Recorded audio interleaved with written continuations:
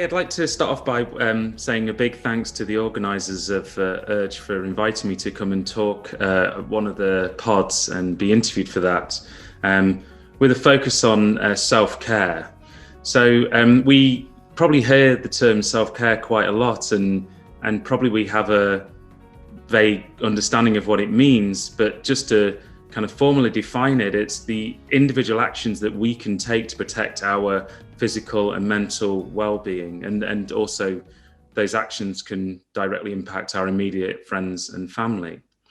So why should we care about self-care? Well, self-care is one way in which we can maintain high and positive standards of mental and physical well-being, and they are critical to just our general health and happiness, but also our ability to perform to the best of our ability, no matter what our form of employment is. There are obviously a number of challenges to our physical and mental well-being that require us to instigate self-care measures. And these can vary from acute kind of one-off incidents that happen to us, or from sustained pressures that are exerted on us physically and mentally by the nature of our jobs or the nature of the personal relationships we form at our jobs or just outside of our jobs in our personal lives. Self-care is also needed because although we have around us people who do care for us, sometimes that is not enough. And so that care could be provided by our employers. They may put in place things that are there to protect us from discriminatory behavior against us that would impact our mental and physical well-being. Or it could be from our family and friends who, informally look out for us and try and care for us in that way. So self-care is an action or a series of actions we can take independently without requiring the input of others. So for me, self-care is really important. I've got a busy job. I have a family with 3 daughters. And so there are a number of stresses, if you will, on my day-to-day life and stress points as well. So these kind of one-off incidents where we need to handle an incident directly there and then.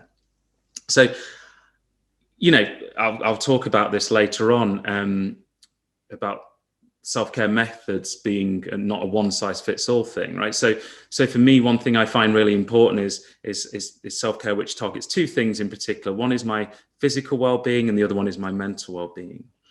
So in terms of the physical well-being, what I really value is exercise. So I like to keep active. I like to run. I like to cycle as well. That gets me out of the house. It brings me into another physical and mental space, which then when I return to my desk and I have to do some work, which I'm finding difficult or challenging, I come back to that feeling refreshed and feeling like unburdened from the initial feeling I had before I left the house to go for a run. So coming back, I feel more able and equipped to take on that work-related challenge. And there is a series of very well-established links between physical well-being and mental performance and mental well-being. So in many ways, even if you dislike exercise, if you are able to, and that's an important point because not everybody can exercise to the same degree for various reasons, it's a very good thing to do as part of just an overall self-care package. So even if you hate running, it would benefit you in a way.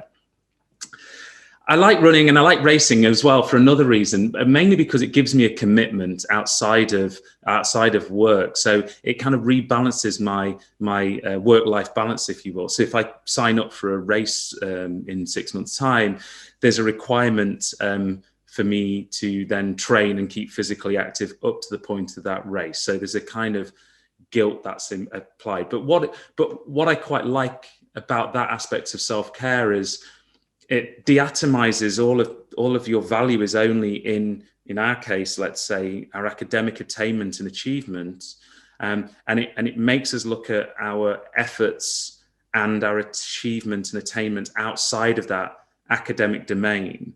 So, how well do you run? It's a very personal thing, but it is something that you can control and you can be, deeply proud of if you manage to beat your last time or something. But again, it's self-care because we have the agency, the autonomy to go and do that. And so that's why I consider it a self-care mechanism. So I just said that physical activity is a really important way in which you physically keep yourself well, but also it has these associated benefits for our mental well-being, because our mental well-being is always challenged, again, like I said, on a daily basis or with these very kind of one-off incidents as well. And, you know, that's harder to handle because often our workloads are not something that's within our immediate control. And equally, discriminatory behavior, which is exerted upon us, is not something we'd wish for. So it's harder to avoid those things. So we, you know, having mechanisms with which we can cope with those is useful. So from a work perspective, that's a very, very individual thing. And I said earlier on, you know, there's no one size fits all. Everybody controls their work space and their work pace differently. And, you know, it's not my job to tell you how to do that. For me, what really helps me keep my mental well-being good around work is by having very clear goals and having a very clear definition for myself of what success looks for. I think in academia, success is often defined by the attainment of the most high achieving people, and they may have a unique set of personal circumstances that allow them to attain to those levels, and that might not be available to everybody. And therefore that definition of success is inappropriate then for a bunch of other people. So having a definition of success which you would be happy with if you attained, I think I find that very, very useful to feel like, okay, it's not just this to-do list gets completed. It's broader than that. Like, this is what I would like to be as an academic, what I'd like to learn, you know, who I'd like to interact with, what I'd like other people in some ways to think about me in terms of my contributions, both just scientifically, but also in terms of, you know, broader considerations of research culture and research environment. So I think that kind of defining success, and then, you know, the more practical bits of having lists of things that allow you to feel like you are succeeding. Another example where mental health can be challenged is, you know, around social media, which again is great for mental health in a way, because it's a way or a place where historically excluded groups can go to find allies and find people with similar stories to them, and realize that they are not alone, and realize that things that have happened to them are not appropriate, and realize that there are things that can be done about that. And so I think social media is really good in that respect. And it also gives you autonomy over how you promote yourself and how you talk about yourself, and trying to get input on those things. But it can also be quite negative as well, of course. So, you know, there's good things and bad things, and discriminatory behavior is everywhere, and social media is no exception to that. And so for me, you know, like I've experienced racist aggressions against me on social media. For example, last year when it was announced I was going to give one of these Royal Institution Christmas lectures, and I did a few interviews in support of that. And an important part of that story was, you know, there'd been no black lecturer giving that talk for 185 years. And so that was a part of the story. And obviously that triggered negative reactions in a number of white people who felt that I was only chosen because I was black and I didn't have the professional qualifications to give this lecture. You know, that's up for debate, and everybody can decide whether I should give that lecture or not. But a lot of it was based around the fact I was black and there was no way I could be qualified to do this. And so to try and handle that, because, you know, so racism is an interesting one, because again, black people are not a homogenous group. We all react differently to these incidents and to the sustained racist structures we work within. And I think I am in a space where I do not get personally harmed by it. You know, it bothers me. I think it's not very nice. But immediately my action is to firstly try and educate those people to see if there's any way in which they would change their point of view if they knew why what they were saying was incorrect. I think as well, you know, reporting those people is really important. So in that case, the Royal Institution lectures, reporting them to the police actually gave me made me take back some power. I felt like I was doing something positive, not necessarily just for myself, but for, reporting of racist incidents, I think is really important, so people know how. So it made me feel like I was doing something positive from a deeply negative interaction. So I think that's an important thing as well. Again, for me, and again, it's not for me to tell everybody how to react to these sorts of situations, but for me, it's to take control of that situation, because there are coping mechanisms which would actually propose that you remove yourself from those situations immediately from harm, and after the incident, distance yourself as best as you can from that. And in some degree, I probably do. I go cycling or running to forget something not very nice that happened.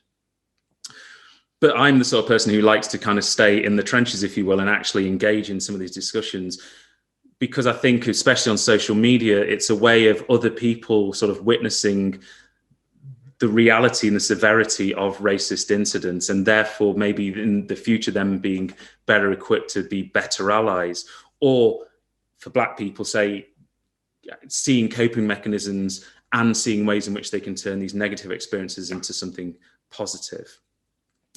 So, yeah, just to conclude, I guess there's no one-size-fits-all model for self-care at all. Again, I stress this with the physical aspects of self-care. It's all dependent on your personal circumstances. If you're disabled or not, that would change what exercise and physical activity would look like to you. And likewise with mental well-being in the social media space, that will depend on your cognitive ability to handle these incidents, which are deeply traumatic.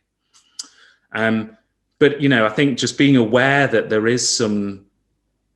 are some mechanisms out there to help you is really powerful.